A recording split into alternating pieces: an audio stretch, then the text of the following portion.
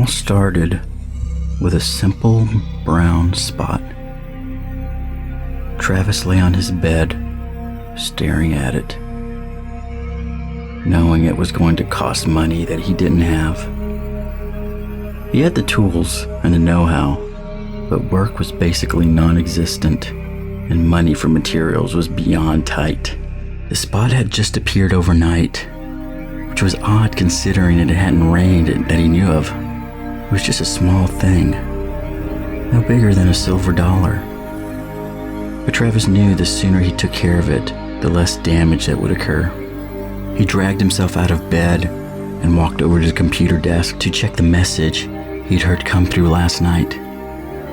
He wasn't up for checking it the night before because he was tired, and he knew it was just his brother checking up on him.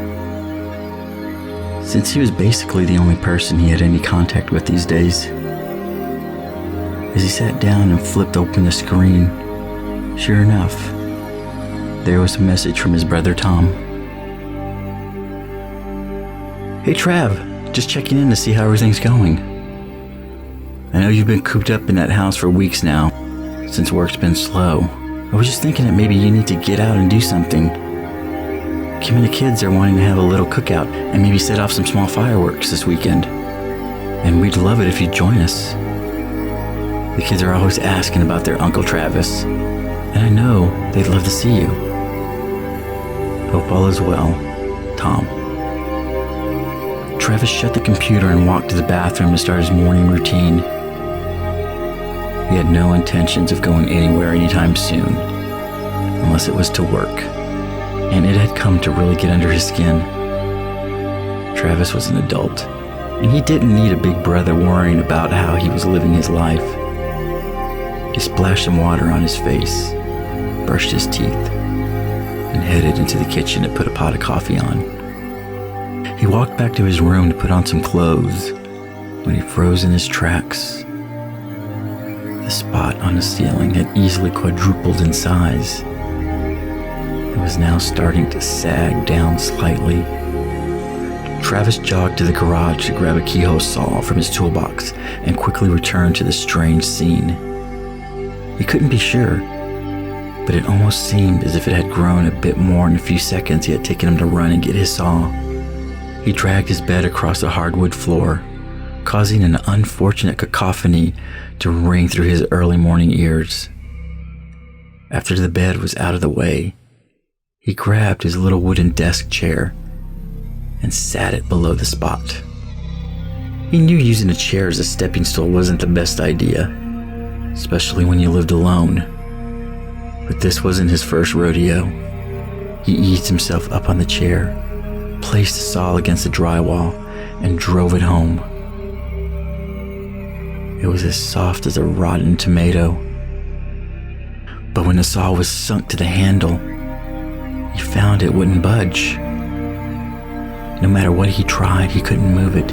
He even put all his weight on it and ended up hanging from it for a moment before easing his feet back onto the chair. Must have wedged it in a crack in one of the rafters, he thought to himself. He tried wiggling it back and forth, and it finally felt like it was going to give a bit when the handle broke off, sending him flying into the wall to his right. Travis lay there stunned for a moment before getting up to assess the damage. Sure enough, he'd cracked the drywall with his asinine antics. Just as he was about to start hitting himself over the head for his stupidity, he heard a slight noise coming from the ceiling. He looked up to see the last inch of his saw blade tip slip up and out of sight. "What the?" he said out loud. He stood there staring at the spot where the impossible occurrence had happened. He knew there had to be a reasonable explanation, but it wasn't coming to him fast enough. He decided to do the only thing he knew to do when the worst came to the worst. Grab a sledgehammer. In the 30 seconds it had taken him to get the sledge, the spot had noticeably grown. It was now about as big around as a basketball and was hanging down at least 6 inches slightly forming a rounded point. He took a deep breath, trying to calm down and trying to reassure himself that this was just a leak. But he couldn't shake the feeling that there was something off about this whole thing. He climbed back down onto the rickety little chair and heaved the 10-pound sledge as hard as he could right on top of the spot. The vibrations pulsed from his forearms like an electric shock, and he dropped the heavy hammer, nearly smashing his toes. The reaction to hitting the spot had been like hitting solid concrete. Travis's heart began to speed up rapidly as the sudden realization of all his worst fears came crashing down on him. He lived his whole life knowing that there was no such thing as the supernatural. But there was no denying that he was facing such an occurrence at this very moment. In reality, the wet drywall should have broken away by simply pushing on it with his hand. But a 10-pound sledge hadn't left so much as a scratch. The fact that he had just managed to push the saw through it a few minutes earlier confused him that much more. He ran to the kitchen to drink some coffee and clear his head. He was trying his best to come up with a reasonable explanation, but there was none. He sipped his coffee, hoping to calm his nerves, when he heard a creaking sound coming from his bedroom. Sat the cup down and went to investigate, terrified of what he might find. As he reached the door, he peeked his head around the corner like a frightened child and discovered he had a good reason to be scared. On the ceiling, where the otherworldly brown spot had been, was an arm. The arm was cold black and only stuck down just above the elbow. But there was no denying what it was. He couldn't believe his eyes. But before the initial horror of what was happening could find a seat in his psyche, a new one quickly rushed his system.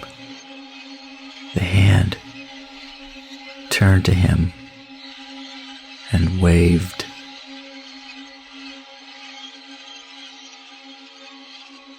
Not a friendly hello or a goodbye wave, but one of those awkward "I see you" waves, where the person sort of rolls and flicks their fingers. Travis started seeing stars at this point and quickly ran out of the house to get some fresh air. This can't be happening. This can't be happening. This can't be happening, he repeated over and over to himself. His mind was racing, trying to wrap his head around the events he had just witnessed. He wasn't sure how he could go on living knowing that things like this exist. How will I ever sleep again? He kept thinking. As terrified as he was, he knew he needed to go back in there. The thought of calling cops briefly entered his mind, but removed quickly when he considered the likely outcome if the hellish thing had somehow disappeared.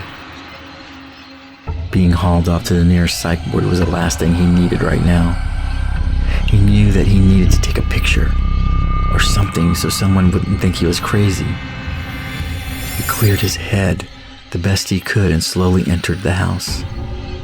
The thought of seeing that thing again was almost too much, but he didn't know what else to do. Although he usually tried to keep his life's troubles to himself, he knew that in some instances, it was best to not go it alone. The worst part of this plan was that his camera was in the bottom drawer of his computer desk. Sticking his arm in the room and snapping a picture was one thing, but he didn't know if he had it in him to actually walk in there and grab the camera. He stood at the door for several minutes trying to work up the courage, and then he made a mad dash to his desk, yanked open the drawer, and snatched the camera.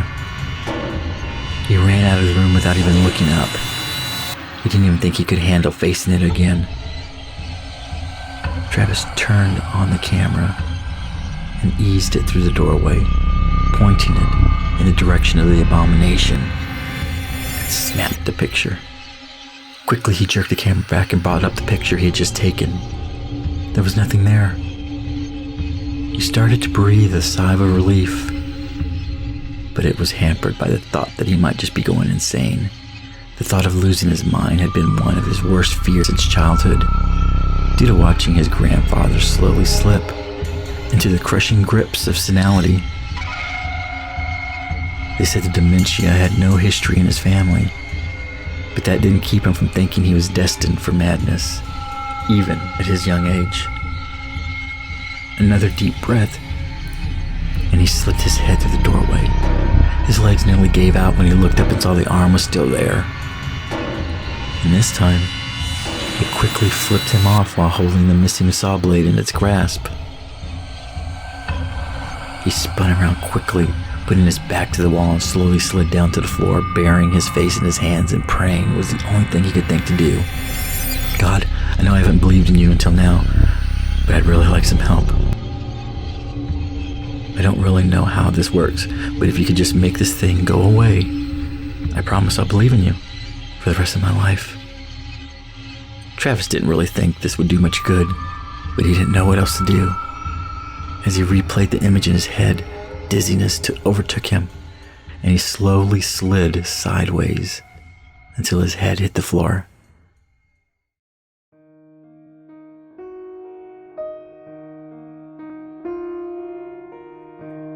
He came to, and it was dark.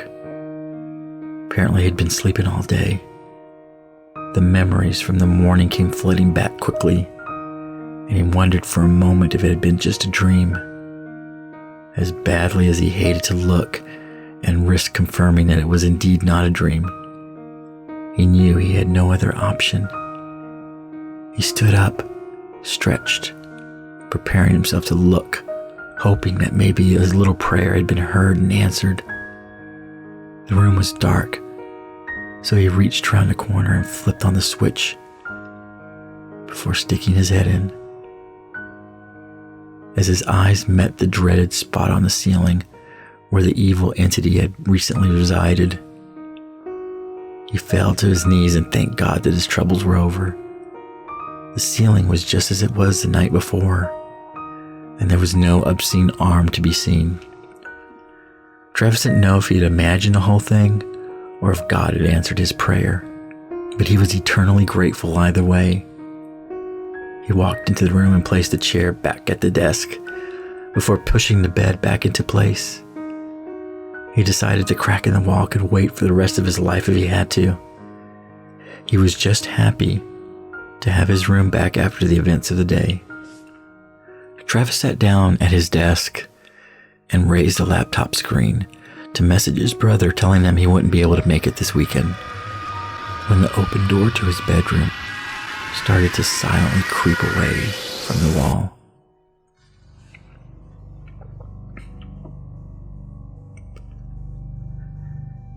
Dear Tom, I'd love to come over this weekend.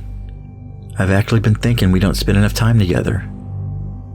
I definitely missed your kids. Let me know what time and I'll be there. All the best. Travis. Hey Travis, I'm so glad you made it over for the cookout. The kids won't stop talking about how much fun they had with you. You seemed like your old happy self again, and I was glad to see it. I know you were just here, but if you wouldn't mind, I'd like you to come back ASAP. When we woke up this morning, there were some brown spots on the ceiling in all our rooms. I guess the roof has started to go.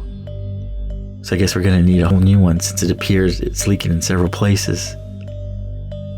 It's weird because I don't think it rained last night. But the spots are there regardless. I figured you could use the work, and it would give you a chance to be around the kids a bit more. Anyways, let me know. Hope all is well. Tom.